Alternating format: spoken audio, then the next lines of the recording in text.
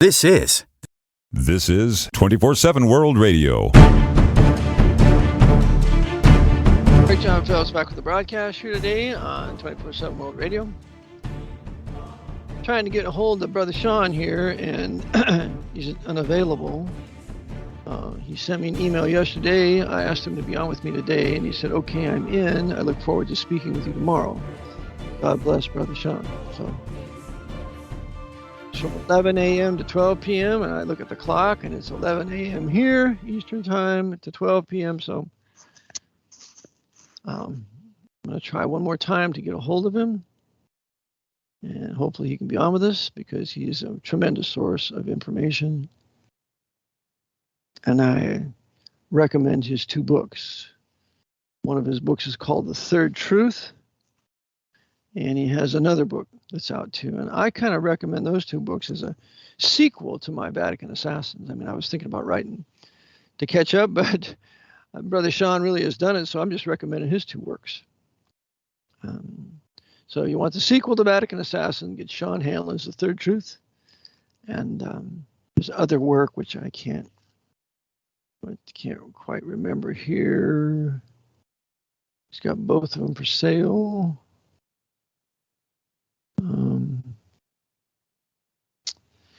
Anyhow, Brother Sean is not with us right now, and I'm really disappointed because he used to be on the radio. He used to have his own hour, and brought tremendous blessing and understanding to what the Jesuits were doing in Ireland.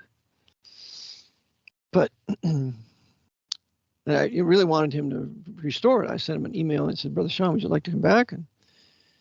And he says he can't really right now because he has issues he has to deal with work, home, and things like that. So I said, well, can you come on with me for an hour maybe? He said, yeah, okay.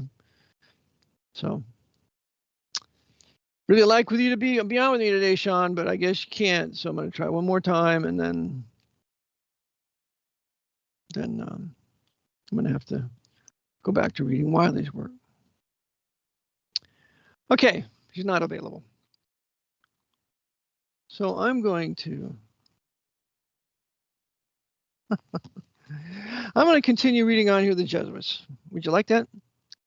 Now, Chris Pinto has in one of his presentations with Agilum Films, he has a series of PowerPoints and also DVDs. And one of his DVDs, he quotes the Jesuits with Wylie. And I said, oh, man, I haven't read that one. So I got it for a couple of days ago, reading it the last couple of days. And so I want to read some high points out of this fantastic work on the Jesuits by James Wylie. We read here, we'll start out with some of the high points of the first chapter. And he says, starting out in chapter 1, the Jesuits and the Reformation. Now remember, dear listener, we understand history of the last 500 years to be nothing more than the Reformation versus the Counter-Reformation. The Bible and the true gospel into the hands and language of the common man versus the Jesuit orders, spiritual exercises, and a host of other things where there's no Bible in the hands of the common man. The Reformation championing the doctrine of salvation by grace through faith alone. The Counter-Reformation championing salvation by works. It's the work of man. And therefore, it is a Arminian doctrine that man participates in his salvation. That's a Jesuit doctrine. The sovereign drug of Arminianism, that man participates in his salvation, rather than salvation being of the Lord, Jonah 2:9. Okay, completely. So it goes to biblical truth versus Jesuitical satanic philosophy. It goes from God, biblical truth, the Reformation, versus man, the Counter-Reformation, the Jesuit order. It's God versus man. It's not God versus Satan. It's God versus man, and Satan is behind man. Unsaved men. So we read now in chapter 31, the Jesuits and the Reformation. We read, the Jesuits were called into existence to stem and, if possible, roll back the tide of the Reformation. Advancing over all opposition, this great religious revival, not yet half a century old, had acquired a strength and a breadth truly amazing. From the little Saxon town of Wittenberg, it had spread itself out on the east and on the west, on the north and on the south, and now it occupied the vast territory which extends betwixt the shores of the German Sea and the foot of the Carpathian Mountains, comprehending the powerful kingdoms of Saxony, Pomerania, Poland, Bohemia, Hungary, and Transylvania. Of states lying farther to the west, the Reformation had been welcomed by Norway, Sweden, Denmark, Holland, and the Netherlands. Its career among the Teutonic nations had been one unimpeded, continuous victory. In a marvelously short period, the night which for ages had brooded over Germany had been chased away, and a countless multitude of men, of cities, and of nations were rejoicing in the light of the new day, and that is by way of the Luther Bible. Okay? The south and west of France were Protestant, and the supremacy of the Reformation in that great country at no distant day seemed all but certain. The brilliant roll of states which had rallied themselves beneath the banner of the new faith had lately received an important accession in the two great kingdoms of England and Scotland. Of the countries of Western Europe, only two, Italy and Spain, now remained with the Pope. And that's one reason why Spain was not, Italy and Spain now remain with the Pope. And that's one reason why Italy and Spain were on the side of the Nazis during World War II, strictly papist. Remember Franco? Franco and Hitler? Remember Mussolini and Hitler? Going on. See, we can't understand the 20th century unless we understand what's going on in the 16th century. Because history is a flow, it's a river. You got to get in the river in your inner tube of the river of history, and flow down. Going on. It had been announced in the halls of the Vatican that a German monk of the name of Luther had risen up against the church. But who cared for that? The name, destined soon to be one of terror, had then no significance. The dominion and glory of Rome were beyond the reach of 100 Luthers.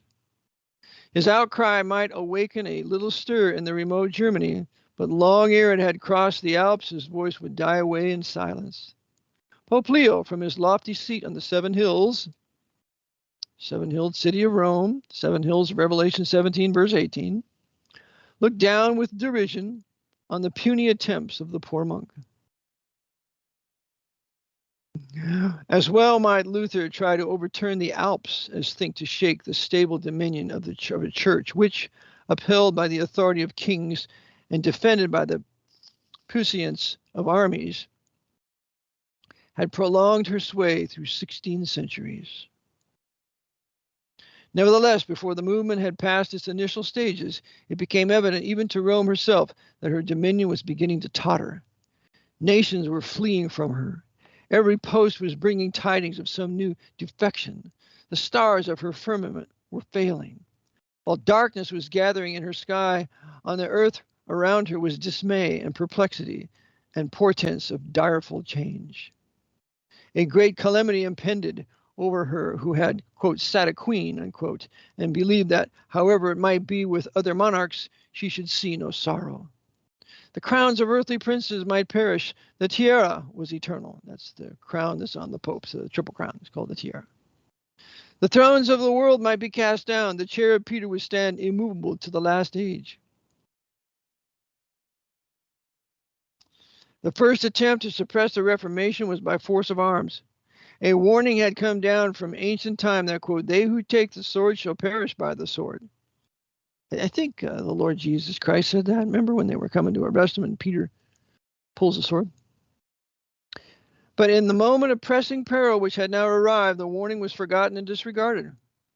Rome, alas, knew no other weapon, nor for centuries had she employed other in the suppression of her heretical adversaries, as was but too terribly attested by the plains of southern France and the valleys of the Waldenses, where the Protestants and Protestantism that were before Luther's day lay buried in the ashes of burned cities and the blood of slaughtered nations. The weapon which had suppressed these revolts of an earlier day would, Rome doubted not, effectually quell the more audacious uprising of the present time. The sword was grasped, the trumpet of war was blown. Yet, talks about Spain and the millions of ducats that it spent seeking to stop the Reformation. But the Reformation remained unconquered. It rose triumphant over soldiers and executioners, over scaffolds and battlefields. And Rome was at last convinced that she must equip other combatants and forge other weapons, not indeed throw away the sword altogether, but join therewith an instrumentality more subtle and ethereal, if she would succeed in arresting a movement which threatened to sweep away what yet remained to her of her former greatness and glory. It was now that the Jesuits were brought upon the scene.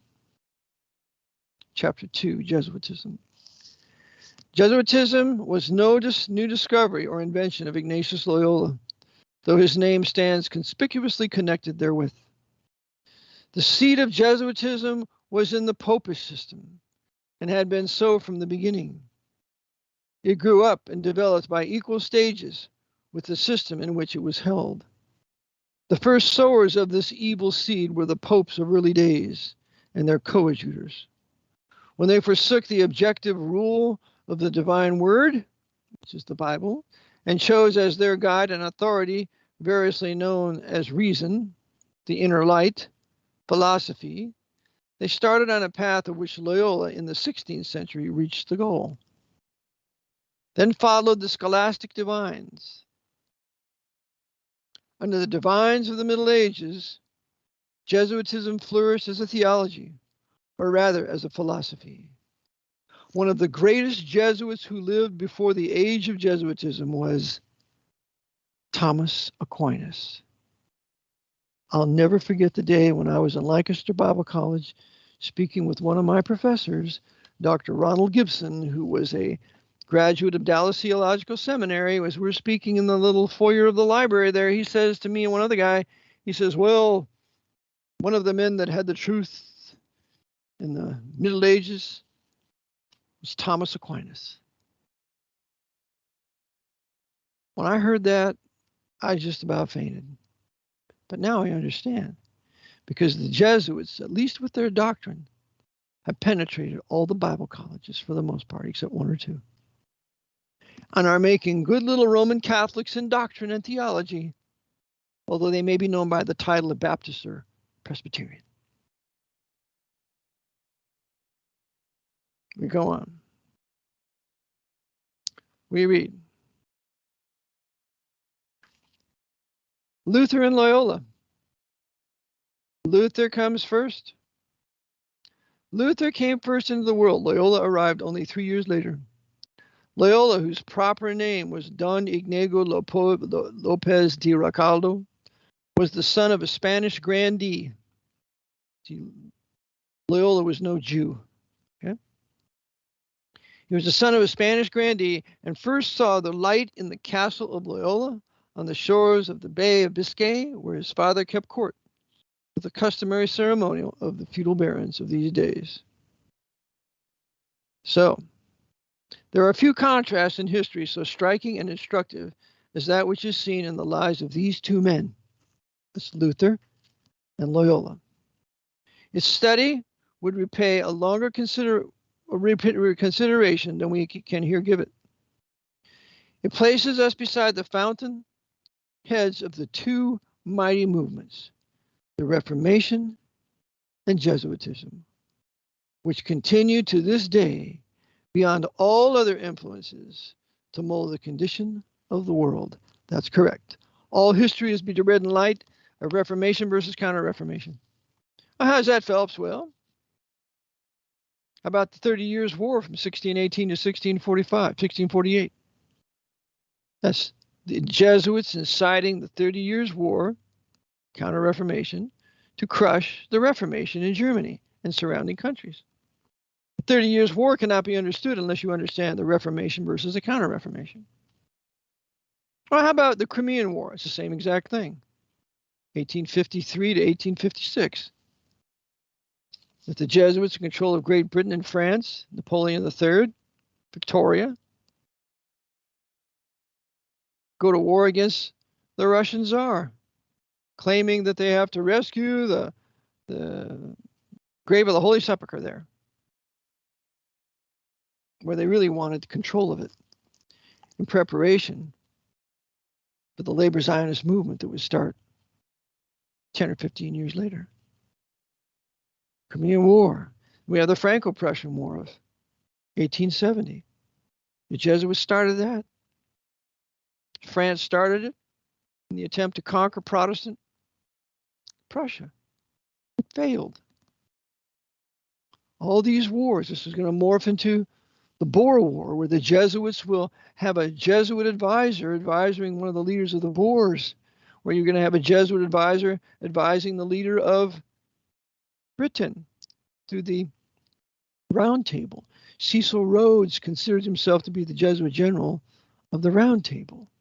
It's like John D. Rockefeller considered himself to be the Jesuit general of the Standard Oil Trust. Read the book Rockefeller and His Career. Reformation versus Counter-Reformation. What's happening in Washington today? Reformation versus Counter-Reformation. It's the final solution to the Protestant question in North America. That's what they're up to now. All these Jesuit coadjutors like Joe Biden and Kamala Harris, they're nothing. They're agents for the papacy. Bill Clinton, Hillary Clinton, Jimmy Carter, George Herbert Walker Bush, George W. Bush, Barry Davis Obama, Donald J. Trump, and his advisors, Roger Stone, Steve Bannon, Alex Jones, all busy building the new right for the Jesuit papacy. Everything the leftists do builds the new right. The Jesuits are always in both extremes of any agitation, as they are today. In their final attempt to fight and down and destroy the Protestant Reformation in North America. Okay? Going on. He talks about the discipline of the Jesuit order and the enrolling of the Jesuit army, chapter 5. So he's going to start the Jesuit order as an army. It was first known as the Knights of the Virgin Mary and Knights Errant of the Virgin Mary. And then they would be called the Society of Jesus, the military order of the Society of Jesus. And they would have two cities that they would study, that they would envision. The first city, Jerusalem. The second city, Babylon. And by the way, that's why they're building Jerusalem today and why they're building Babylon today. The Iraqi war was for the purpose of capturing the ancient city of Babylon and then to rebuild it, which is being done at this time, including the Ishtar Gate being guarded by American troops. We go on. The Jesuits are brought into existence 15th of August, 1534, by Loyola in a cave in Paris, and the Pope brings them into the papacy on September 15th, 1540. Now begins the revival of the Knights Templars, except 1,000 times worse. They would be trained for some 19 years before they could ever be a Jesuit of the fourth vow, of the third vow. He reviews all their theologians, Escobar, Sanchez, Sarez, Molina, all of them justifying every sort of sin that you can imagine for the greater glory of God. In the end of the Jesuit, the greater glory of God, meaning the extension of the temporal and spiritual power of the Pope. That's all they want. And so, no matter what it is, for the greater glory of God, he says, be the action ever so small or ever so gigantic, be it the assassination of a single victim, as that of William of Orange on his own threshold in his house, shot by Balthasar Gerard 3 times with a poisoned bullet. His last words were, Lord, have mercy on this poor people, of his own Dutchman. Or that of 100,000 victims, as in the St. Bartholomew's massacre in Paris in 1752. The Jesuit has only to pronounce over it the Kabbalistic phrase, quote, the greater glory of God, unquote, and straight away the monstrous crime becomes a holy deed. So it tells about their 3 maxims, by whatever means necessary, probabilism, and then intention. And then he also starts their small arms, and their small arms is the moral theology of these Jesuits.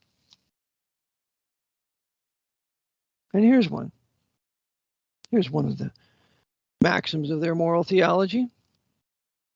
The reconcilement is this. In brief, when a king falls from his obedience to the papal see, he falls from his legitimate right to the throne. He is deposed by the Pope and is no longer a king.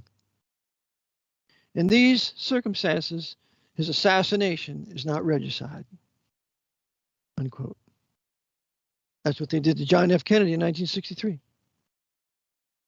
Kennedy refused to do the bidding of the Pope. Kennedy expelled the most powerful churchman, prince of the church in this country from the White House, Francis Cardinal Spellman. Kennedy wanted to end Francis Spellman's war in Vietnam by 1965. And so for all these disobedient things, Kennedy was flagrantly killed at 12:30 in the afternoon in Dallas, Texas, November 22nd, 1963. Nobody's prosecuted and nobody goes to jail. And the FBI gathers up all the evidence, so it will not be presented as evidence. Shows you the Jesuits completely and totally run the United States of America under its present emergency war powers military government. And that's why there will be never an investigation of any crimes, like the most recent crime of the Jesuit mass poisoning of people here with their wicked and sinful. It is not. All these people that are dying, I wonder if Priscilla Presley or the daughter of Elvis Presley, who recently died yesterday, I wonder if she got the jab. This mass murder by the hands of the Jesuit order will never be punished by the Justice Department in this country because the leading attorneys there are all Jesuit grads or attached some way to the Jesuit order. Fauci is untouchable. He ought to be prosecuted for high treason and murder, but he's untouchable and will not be prosecuted because they control the Justice Department. Whatever they decide to prosecute or not prosecute, that's the way it is. Going on. Let's read another one. Syllabus of Errors of 1864. There 80 errors were published by Pius IX. And one of those errors was errors of modern civilization. And he props it up here. He says that kings and princes are subject to the jurisdiction of the church. They don't have a right to be independent and sovereign and nationalistic. They'd be subject to the church. Yes, indeed. So the Jesuits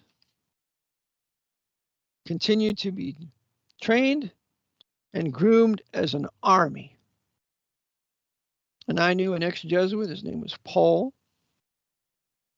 And I sent him a copy of particular new work on the Jesuits of the Jesuits at Warnersville. And there's a picture in there of Jesuits walking in a long line, 3 abreast. Paul said to me, yeah, that's what he went through. And he said, we called it the long black line. The long black line. Because there are no 2 that can talk together. There must be a third, and the third is a spy. So they can never trust each other. Going on. Concerning the Jesuit general, we read page 42. The whole condition of the vast empire of which he is monarch is laid before the general, quote unquote, at short and regular intervals. From every provincial there comes to him once a month a full and minute account of the state of matters in his province. Every head of college, residence, and mission. That's Fordham, that's Georgetown, that's Loyola, Chicago, whatever. Those presidents of those universities report to their provincial once a month. The general sees by 1,000 eyes and hears by 1,000 ears. There's a famous quote I have in my book said by Jesuit General Tamburini. He said, from here, I govern to the ends of China, and nobody knows how 'tis managed, unquote. From here, I govern to the ends of China, and nobody knows how 'tis managed, unquote. So this international intelligence network of the Jesuit order then, can you imagine what it is now? They run the international intelligence community.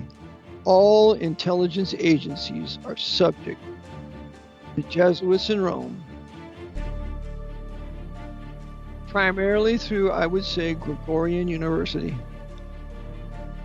But they know everything, to every stroke on your keyboard, to every conversation on your phone. Back in a moment, 24/7 World Radio.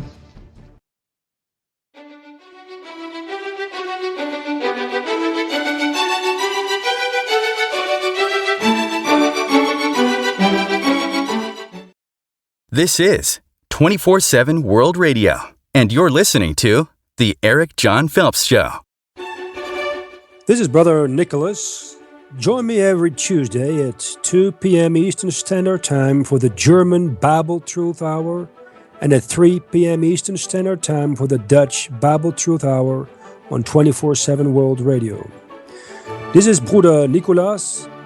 Ich lade euch herzlich ein, mich anzuhören, jeder Dienstag um 2 Uhr nachmittags, amerikanische Zeit, für die deutsche Bibelwahrheitsstunde und 3 Uhr amerikanische Standardzeit für die niederländische Bibelwahrheitsstunde am World Radio 24/7. Dit is broeder Nico. U bent hartelijk uitgenodigd om elke dinsdag om 2 uur Amerikaanse standaardtijd het Duitse Bijbelwaarheidsuur te volgen en 3 uur Amerikaanse standaardtijd het Nederlandse Bijbelwaarheidsuur te volgen op 24/7 World Radio. This is The Eric John Phelps Show on 24/7 World Radio.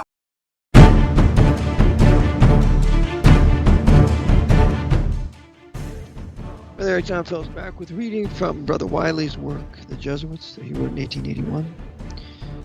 Continue on page 42. He says, concerning the Jesuit general, he is thus able intently to watch the progress of the battle at all points, and to know what is going on in every part of the field. Sure does.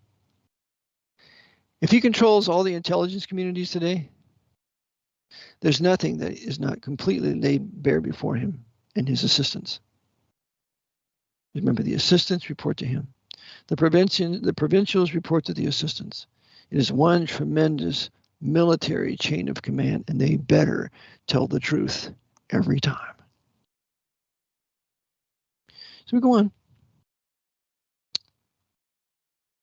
He knows where to advance the attack, and where it is prudent to make his troops fall back. He knows every single soldier almost in his vast army, his virtues, his failings, his capabilities. There's a complete and total workup of every Jesuit that's reviewable by his superior. That superior is subject to a provincial, the provincial is subject to an assistant. In a moment, the Jesuit superior general can have a complete dossier on any one of his Jesuits before him. Knowing his past, his present, what his capabilities are, his weaknesses are, he can see it all.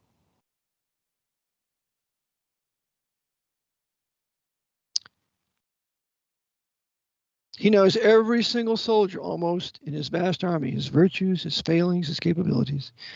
Has he any special work to do? He knows where to find the man to do it. Andrew Steinmetz writes of this in his great work on the Jesuits. It is necessary to glorify the papacy. Is it necessary to glorify the papacy by martyrdom? He knows even where to find one willing to mount the scaffold. And Wylie concludes, he says, what an organization, shape monstrous and dreadful. Its dark wings stretched out to the ends of the earth, and its iron strength gathered up in its one autocratic head at Rome. Where on earth is the cause that may hope to withstand the swoop of so terrible an embodiment of force and wickedness? No cause but one can see the face of this terrible power and live. The cause, even in which dwells the Spirit of the eternal God. And that's the cause of the preaching of the gospel. Only Bible-believing, born-again, Spirit-filled, Spirit-controlled men walking in the power of the Spirit of God can stand against the satanic power of this international, unclean bird and owl, this nocturnal, out at night and eating flesh, choosing its victims, extending its empire. The only one that can stand against this is the man of God, and he's got to be aware of them. He's got to know them. Stonewall Jackson was a great Southern general, great Presbyterian man of God, but he was ignorant of the designs of the Jesuits, which got him killed by Robert E. Lee using A.P. Hill, General A.P. Hill, using that colonel there at Chancellorsville. It shot him. And then poisoned by low-level Freemason Hunter McGuire. You got to know the Masonic connection to the Jesuits before you can see their real extensive, expansive power. All right. Wylie goes on. He talks about the spread of the Jesuits in Germany, Poland, etc. He says, let us track the progress of the Jesuits over Christendom and survey the trophies, how truly ghastly, which they have left behind them. Their victories were sung of long beforehand in doleful though graphic strains. Quote, O thou enemy, thou hast destroyed cities. Their memorial is perished with them. Unquote. But we are made to hear the tread of the avenger following hard behind. For instantly the sacred lyre rings out, the Lord shall endure forever. Unquote. He hath prepared his throne for judgment. Unquote. And passing on to the closing book of Revelation, we are shown an emblematic execution of that vengeance when the seven golden girded and white vested angels come forth and pour out their vials filled, we are told, with the wrath of God who liveth forever and ever. Unquote. He goes on, talks about the Jesuits starting in Germany at Ingolstadt, and then their attack into Poland as a result of Poland becoming a flourishing city in Protestantism. Read page 45.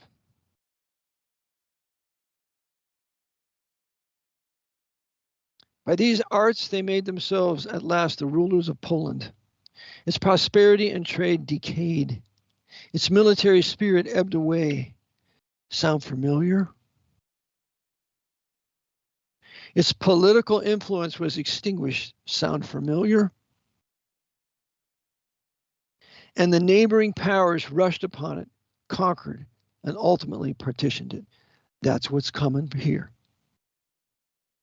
I call it the Sino-Soviet Muslim invasion, yet future. But they did this in the past to Poland.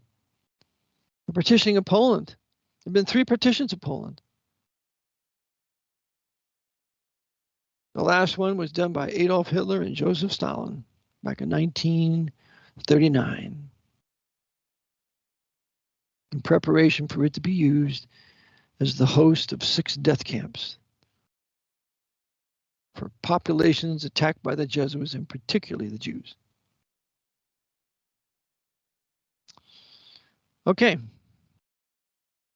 When the German countries, and in particular Poland, Bohemia, and Hungary, had by these intrigues been disunited and split into factions, the Jesuits adventured on the last and crowning step.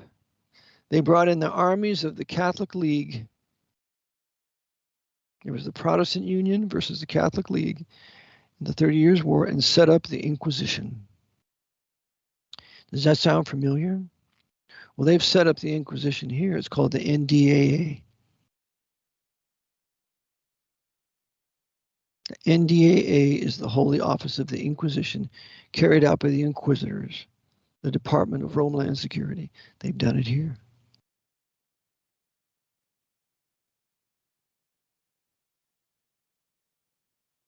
It goes on.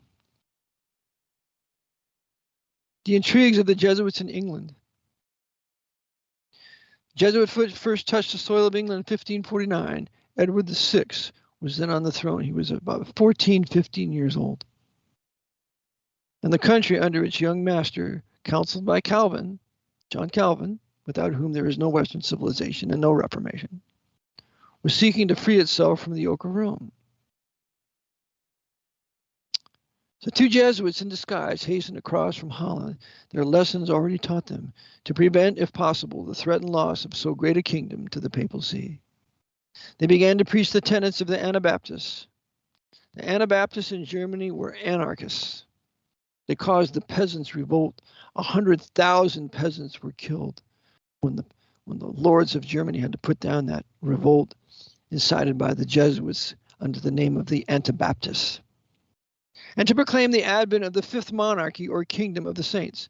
The Jesuits probably were the initial 5th monarchy men. Going to the book of Daniel with their 5 world kingdoms. Babylon, Persia, Greece, Rome, and then the kingdom of Christ, the rock cut out without hands, Daniel chapter 2. Why? The Jesuits considered themselves the 5th monarchy in place of Christ, because after all, isn't the Pope the vicar of Christ? And shall we not rule the world on behalf of Christ? That's why they aspire to world rule through the Pope of their control. We go on. A doctrine which had deluged many parts of Germany with blood, the Anabaptists and the 5th monarchy. We go on.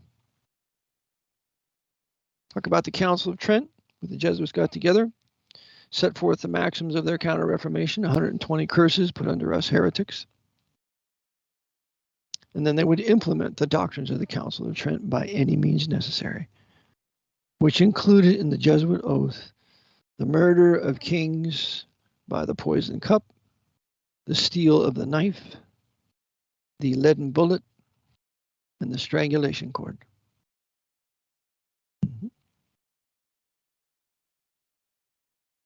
And that they would act as Protestants. They would disguise themselves as Lutherans and Calvinists.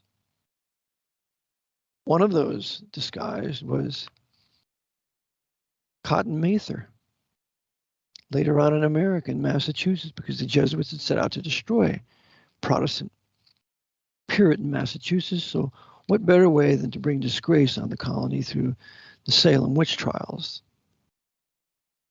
which a tremendous book has been written on it. I'll brief you on it later. It was written in the 1800s. But Cotton Mather was a Jesuit coadjutor, disguising as a Puritan, because no Bible-believing man of God would initiate witch trials. That's what the papacy does. The papacy has witch trials. It's like the papacy has an inquisition. The papacy hates the Jews. The papacy started the blood libel against the Jews. That wasn't Luther. Luther never wrote on the Jews and their lies. It's like Hitler never wrote Mein Kampf. It's like the Jews never wrote the Protocols and Learned Elders of Zion. They're all forgeries authored by the Jesuit order, blaming targeted individuals for their destruction to the delight of the Counter-Reformation. So, the Jesuits go after England. One of the ways they went after England was to try to get Queen Elizabeth murdered several times, once called the Babington Plot. Mr. Shepherd writes a book on the Babington Plot. He's a Canadian author. You want to get it. The Jesuit design to kill Queen Elizabeth, and there were many of them, many designs. Well, Queen Elizabeth had a prime minister named Burleigh, William Cecil. He was a Jesuit coadjutor. He tried to get her married off to a Spanish Roman Catholic king. And he's written of in disguised language by Edward de Vere, the 17th Earl of Oxford, who was a Protestant. He read the Geneva Bible. He's quoting it throughout his works. And he identifies Burleigh, or William Cecil, as a traitor. On what meat has Caesar grown so great? Burleigh, William Cecil, is Caesar in one of his plays. Going on. They would act the reformer. They would pretend to be Calvinists. They would pretend to be Lutherans. And there were Jesuits in the Lutheran Church, the apostate Lutheran Church during World War II, that advocated persecution of the Jews and accepted the lie that Luther wrote on the Jews and their lives. So you have certain Lutheran leaders working with certain Catholic leaders, all subject to the Jesuits, and uniting historically Lutheran Prussia with Roman Catholic Bavaria to unite for the destruction of the Jews out of Europe and Western Russia. Hitler working with Stalin, both brother Jesuit coadjutors. This is Jesuit casuistry. To disguise yourself as one thing when you're really another. Goes on. Talks about King James. The negotiations were concluded and the marriage arranged when King James VI suddenly died. That's the 6th of Scotland, is the King James I of England. It does not surprise us that the unexpected demise of one who was not much past the prime of life, and who till then had enjoyed good health, occurring at a moment when it was so handy for the Jesuits, brought on the fathers a suspicion that they had hastened the king's demise in order that his more popishly inclined son might come the sooner to the throne. That was Charles I. And who do you think poisoned King James? I have no doubt it was the son of William Cecil. His name was Robert Cecil. The Jesuits always have a man in the council of the monarch. We go on. Continuing now with the Jesuit design, and they will cause the 30 Years' War, which is a historical fact that's undeniable. He says, page 61, the Countess of Arundel placed all her hours and all her talents and her many facilities of getting at the secrets of prince and noble in his service. She met the legate commonly thrice a day, 3 times a day, sometimes at Arundel House, sometimes at court, kind of like Mary Surratt. Mary Surratt met Wigat and other Roman Catholic priests at the Surratt House in Washington, D.C. She was just as guilty of the assassination of Lincoln as there was her son. Yet there are certain authors today that want to clear her and say that she was not guilty. She was very guilty because she was a second Countess of Arundel. The legate has his spies in the king's bedchamber. Master Porter, while serving the royal toilet, I mean, this is the guy that takes care of the toilet and that wipes the rear end of the king. They have one today. He's called the officer of the privy, something like that. His eyes and ears have made report of all he saw and heard, using his wife as the go-between. What was whispered in the king's bedchamber was told again at Rome. And that's how it is today. So they have an international intelligence community through certain people that work in your home, through the various intelligence communities of the military, of the 16 different intelligence offices in this country. The Jesuits run NSA. Louis Tardello, pardon me, who was the deputy director of NSA, was really in charge at the time of the Kennedy assassination. They run NSA. They run Snowden. They run the KGB, FSB, SBR. They run all those. They work together.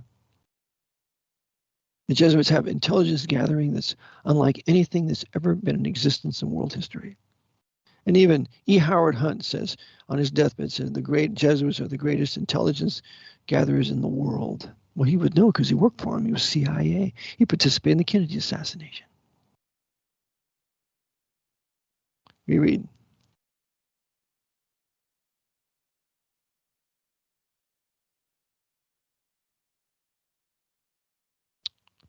And seeing that there, talks about this particular, hence the clause introduced in the National Covenant, 1581, to the following effect, and seeing that many are stirred up by Satan and the Roman Antichrist to promise, swear, subscribe, and for a time use the holy sacraments in the kirk deceitfully against their own conscience, minding hereby first, under the external cloak of religion, to corrupt and subvert secretly God's true religion within the kirk.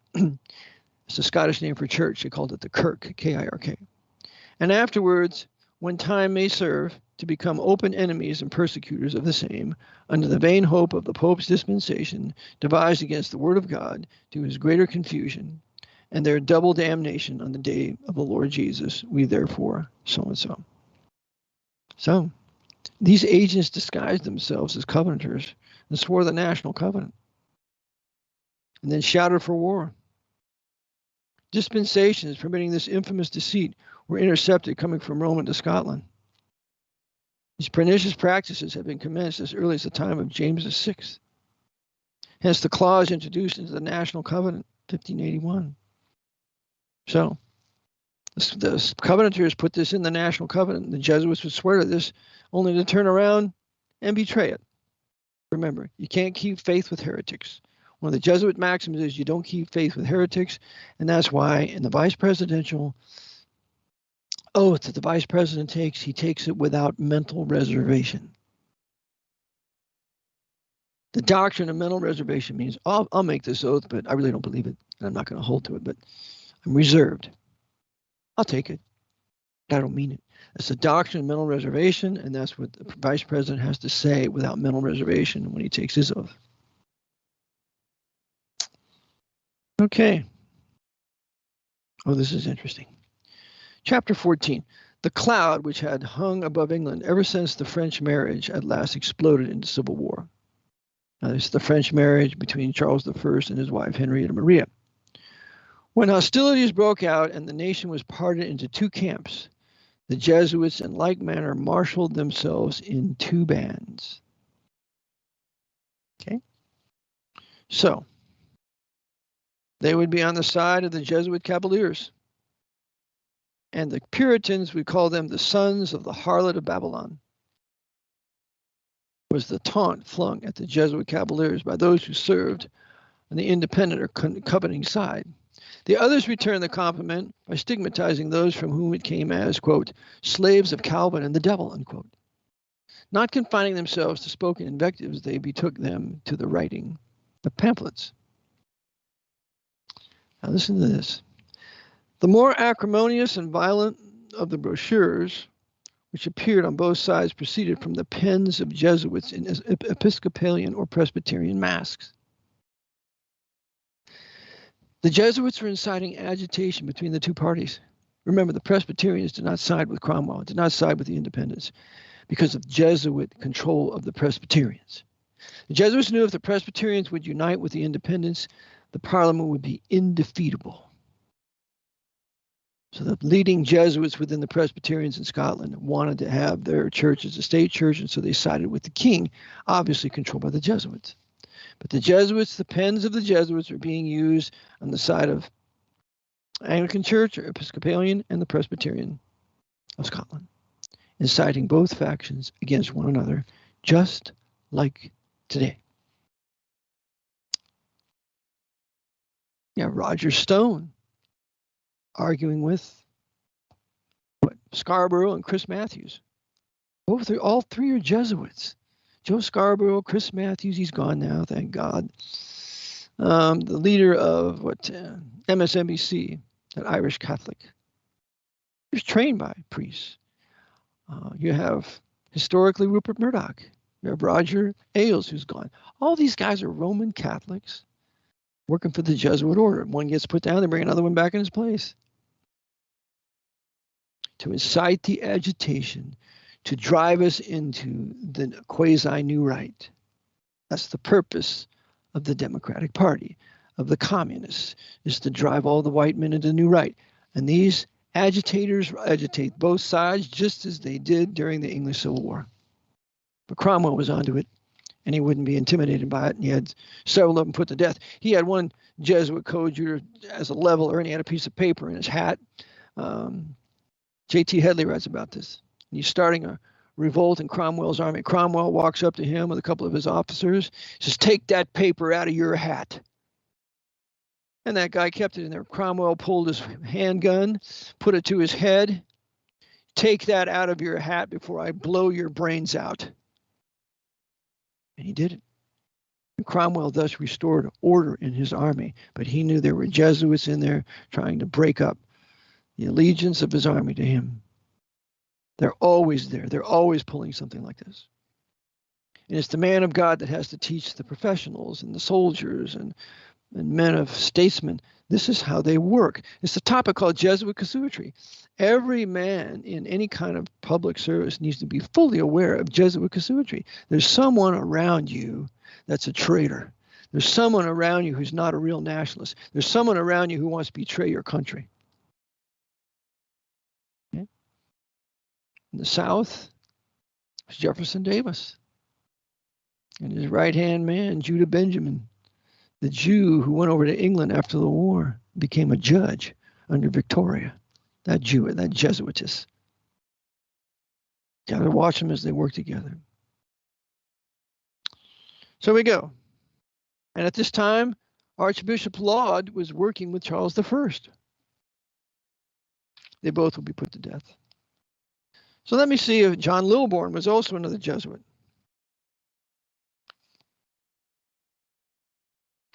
So, the expulsions of the Jesuits, expelled from all these countries and cities, 83 different countries and cities since the day Shepherd wrote his work on the Babington Plot. So the Jesuits keep their fires of sedition burning in Poland, who have instigated plots against the life of the Tsar. It's come to light that the Crimean War was of their making. They forced Napoleon III into it by the cry of the Holy Sepulchre in danger. And Napoleon drew Britain into his detractive vortex. The Jesuits running Britain and controlling Napoleon III went into the Crimean War. Everybody died there, died at the hand of the Jesuits. Talks about the Jesuits and families, how they get in the families of the most influential people, like the leaders of a country. And the Kennedys, you had a man named Richard McSorley, Jesuit out of Georgetown. Richard McSorley would be the confessor of Jackie after the Jesuit assassination of her husband. They're always there to be the confessors, the advisors, the psychologists of those in power. So in conclusion, those are some of the high points of this great work. And it's Wylie's work on the Jesuits, and you can get it online. And I trust that you would get more schooled in their designs, that you not be taken advantage of and used to bring about the new right, which is what they want to do in the most desperate way. Eric John Phillips, thank you for tuning in today. Lord bless, have a wonderful weekend and a wonderful Lord's Day, worshiping Him in spirit and truth. May you read the Word of God, the AV 1611. May you enjoy the fellowship of the saints. And until Monday, Lord willing, Maranatha. Lord be with you.